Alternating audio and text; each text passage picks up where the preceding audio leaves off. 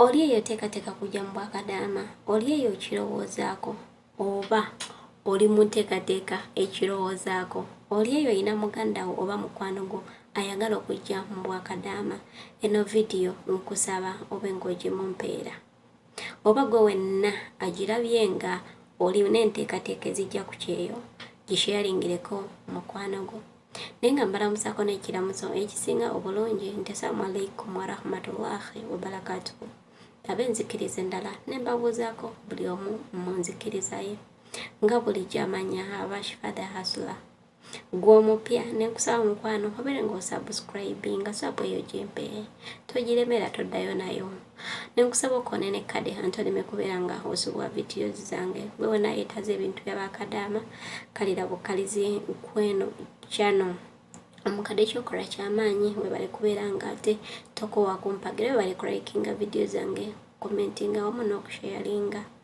Olunaku olwaleero nzizeeyo ne butips kwabo abaana b'ensoose okwogerako oba abakyala.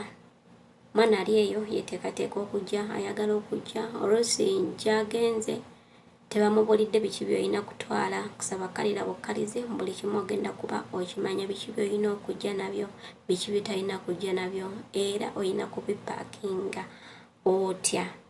Baana bangi bali eyo, abamu bali ku zi training nga tebababulira biki byakujja nabyo, naye kansubire nti ku training eyo gye muli mikwano bye baba traininga bimugenda okusanga eno mu biyumba. Kansubire nti kampani zakyusaamu nga si bye biri eby'okuddusa abaana keera ku makya dduka baleero n'enkya n'eggulu, abamu tetwaganyulwamu. Naye kansubire nti mu abalala osanga kati byakyukamu nga musoma ebyo ebintu ebiri eno. Alhamdulillah, amawulire ag'essanyu ngafunyeko ku ma companies agamu nti abaana n'okukola copies bazikola ne babalagirira enfumba y'eno, mukozesa machine, okukuma byotyo, ebintu ng'ebyo. Alhamdulillah kirungi nnyo, naye ffe kyanse tetwagifuna. So amakampani agasomesa abaana mu ngeri eyo ennungi tubeebaza. Olunaku olwaleero nga nkugambye nti ngenda kuba nkubuulira ebintu by'olina okujja nabyo. Ekisookera ddala mu bag eyo gy'olina, nkimanyi babagamba mufune bags eza laptop. Gwe mukwano gwange bw'oba tebannagikugamba bbaga gy'olina tambula nayo, gula bulungi bbaga yo eya laptop, nteeramu ebintu bino wammanga. Ekisooka, gulayo ebiteeteeyi byo 3 ebiwanvu obulungi, ogulayo obutambaala bo obw'oku mutwe nga 3 era buteeke. Ogulayo kamizozo nazo ne wezibeera 3. Kamizo zimanyi zino abayisiramu mu biteeteeyi oba oluusi mu gomesi, kyamanyi muzitegedde. Gulayo legingizo nga 3 nazo ziteekemu. Gulayo nikazi zo ne wogula dazeni nnamba. Ngulireyo obuleega oba oguze 3 oba 4. Gulayo akakufuluko akatono osobola okusanga ewaka nga ogenda okubeera abantu beronzi, so obeera ng'osibye ku nsawo yeeyo baba tebasobola kutinkulira bintu byo. Ekirala, gulayo ekitole kya sabbuuni oba oleese geisha, oguleyo nakyo kibe nga ate kikubeeramu ojje nabyo. Lwaki nkugamba jangu n'ebyo ebintu? Ebiseera ebisinga wetutuuka eno fine, osobola okufuna amaka ne gakuwa ebintu ebyo, naye waliwo abatuuka oluusi ng'ogenda tuukira ku ofiisi oba ng'ogenda tuukira ewaka w'omuntu naye ng'agenda kulwawo okubikugulira. Kiba kirungi n'oba nga ebintu ebyo by'olina byenkugambye obipaakinzeemu, otuuka eno n'olwawo okubifuna ate n'oba nga okozesa ku ebyo. Naye kyenkusaba nti toteekamu nti oba oleese ekiteeteeyi nga kiriko ebimasamasa. Ebiseera ebisinga mwetanire nnyo okugula ku bintu nga bya black, kale ezo ezitayaka, naye kale yaka eza Kenya Abawarabu tebatera kuzaagala. Then ogule eddagala ly'amannyo wamu n'akasenya kaako. Ogule obugatto obusiibwamu, gulayo tawero. Osobola okuba nga gwe togenda kugula tawero naye ng'olinayo akaleesu k'ogenda otambula nako nga kajja kukuyambako mu bintu by'okunaaba. Leeta ekyangwe, leeta blush. blush ekutte ebigere oba oluusi oyinza okubeera n'akayinjako kuba nno ebiseera ebisinga wabaawo season nga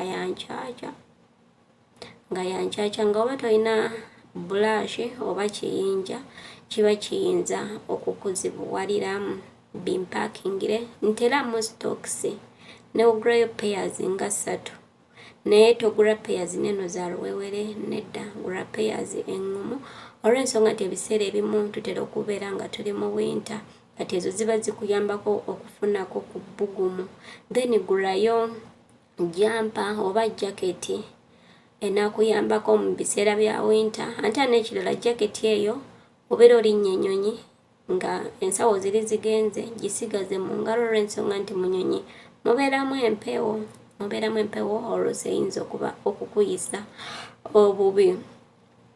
Ekirala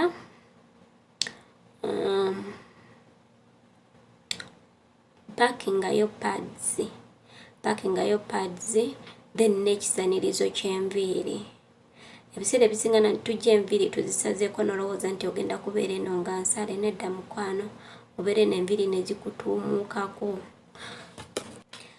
ne zikula ng'olaba tolina kyakusisaniriza mu nnyumba z'Abawarabu ebisanirizo ebirimu tobitegeera ate oluusi nga tebagenda kukkiriza kubikwatako ebintu byabwe so ng'olina kwetereeza gwe nga ggwe.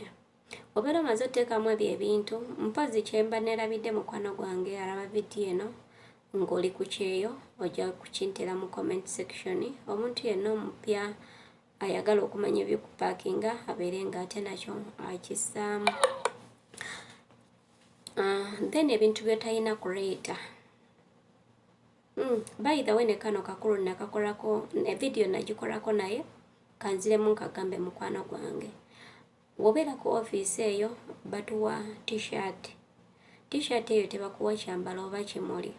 Olaba bw'otunula bwaneno mu maaso kubeerako ennamba za office oba eno emabega kubeerako ennamba za office ze Saudi then ne kubeerako neza kampani yo eye Uganda. Ennamba ezo onyambanga n'ozikoppololako azini woba otuuse n'ofuna obuzibu bwonna obeera oziyina kapapula. Ekirala passport yo osobola okugikuba ekifaananyi nebeeramu mu simu yo olw'ensonga nti osobola okufuna obuzibu n'okusaba passport number nga togiyina oba ennamba eyo osobola okugikoppolola n'ogiteeka mu katabo. Ekirala janguyo ne ku kitabo ne wekibeera kitono bunene bu notebook then ne pen olw'ensonga nti osobola okubeera ng'olina ebintu byeyagala okunotinga down naye nga tolina wakubiwandiika okitegeera. Kati ebintu byotalina kuteeka mu bag eyo oyinza okumbuuza nga akakongolo enseenene tokawuliddeemu nti oba mpiso oba girita mukwano gwange tebikkirizibwa. Ebintu ebisala n'ebintu ebifumita tebabikkiriza yadde n'omulundi n'ogumu. Obukongolo enseenene ojja kubusangayo eno, empiso omuwala bw'aba nayo.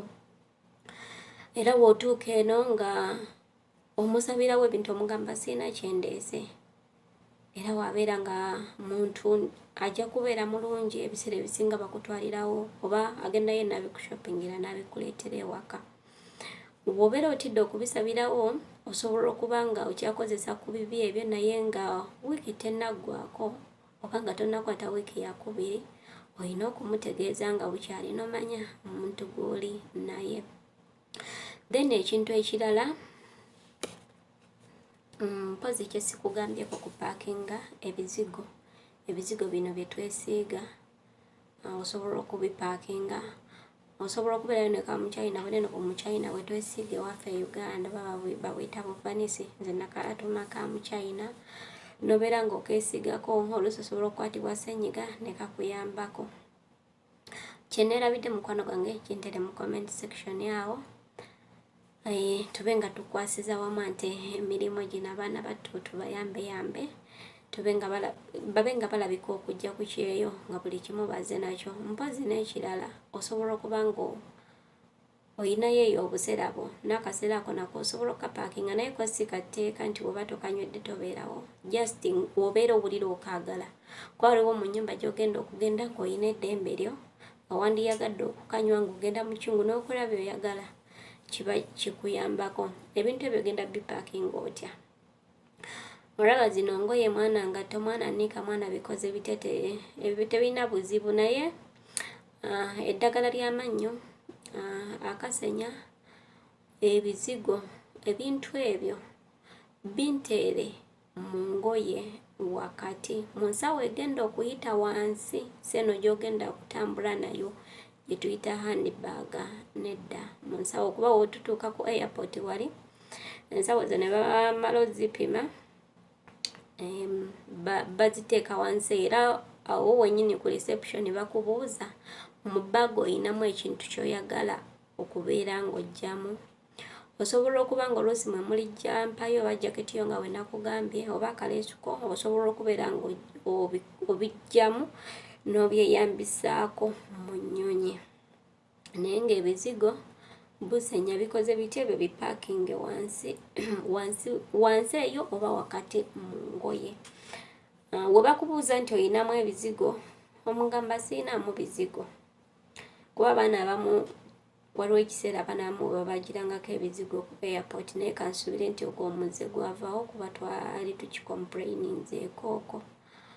Ndowooza byebyo okutwaliza awamu. Mwemba nina kyennabidde nga bwe nagambye mu kusooka, teweerabira kimpandiikira awo, naye nga mbaagala nnyo. Mbagaliza ebisinga obulungi abagenda okujja mu kaseera kano, tubaaniriza. Suubira bintu birungi ku channel eno. Ngenda kubanga nina videos ze nkuleetera eziyigiriza ebintu by'omunju wano eby'omuwalabbo. Gwe wenna tafunye ku training eyo, osobola okuba nga era ofunye ku training naye nga ekibulamu. Wekuumire ku channel. Assalamu alaikum wa rahmatullahi wa barakatuhu.